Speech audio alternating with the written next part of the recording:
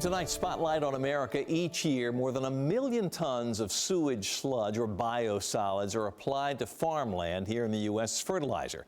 But it often contains PFAS, toxic chemicals that have been linked to cancer. And those chemicals are now invading our food supply. And as Fox 17 News' Lisa Fletcher shows us, just as we were on the verge of some action to address the risk, there is a high-level effort to shut it down. An invisible enemy is being welcomed onto American farms. This is a forever chemical. It's not leaving. Fertilizer that can be teeming with toxic PFAS is being spread across tens of millions of acres, absorbed by crops, eaten by livestock, and showing up in the produce, milk, and meat Americans consume. All a farmer wants to do is grow a good, healthy crop, do right by the land, feed the public in a responsible manner. And when something is injected into his world like this, it's going to devastate him. Robb Hinton is a fourth-generation Virginia farmer, trying to alert others to a crisis already playing out in places like Michigan and Maine, where farms utilizing PFAS-laden sludge have been shut down when the animals and soil turned toxic. This is about as real as it gets, guys. Maine farmer Fred Stone was forced to close his dairy farm and euthanize 80% of his herd when milk from his cows had levels of PFAS 350 times higher than the current limit for drinking water. Stone is now sick, battling extremely high levels of PFAS in his blood.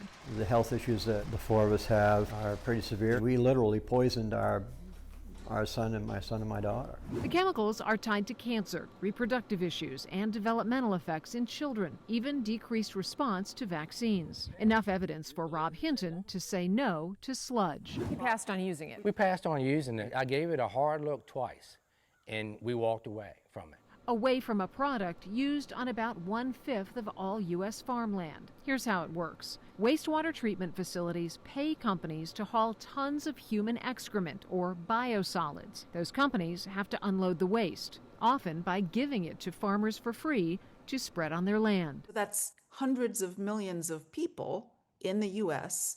eating food from farms that use biosolids. So the exposure is incredibly high. Which is why EPA action is so important, says Kyla Bennett, Director of Science Policy at Public Employees for Environmental Responsibility. For the first time ever, this year, the EPA identified risks from sludge containing PFAS being spread on farms.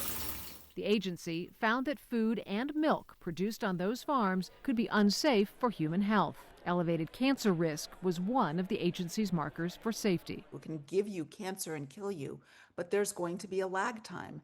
And the more that you eat, the more you're exposed to. Only a handful of states are testing for PFAS in biosolids, and what they're finding are levels so alarming they're considering statewide bans. Investigations in Michigan showed levels of PFAS 2,000 times higher than the EPA's safety limit. In Colorado, 95% of samples exceeded that limit. And recently, a Texas county declared a state of emergency over PFAS contamination from sludge. But in the widespread absence of regulation, farmers are on their own. Who's left to fix the problem?